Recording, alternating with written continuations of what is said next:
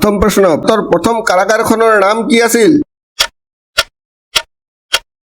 শুদ্ধ উত্তৰটো হ'ল 1848 চনত বেৰেলী আৰু এলাহাবাদ ভাৰতৰ প্ৰথম কেন্দ্ৰীয় কাৰাগাৰ স্থাপন কৰা হয় পৰৱৰ্তী প্ৰশ্ন কোনটো দেশক পৃথিৱীৰ নদীৰ দেশ বুলি কোৱা হয়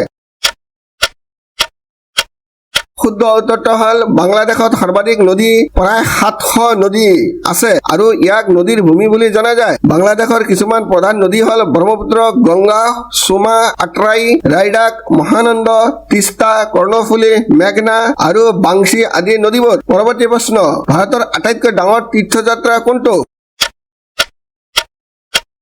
শুদ্ধ উত্তৰটো হ'ল কুম্ভ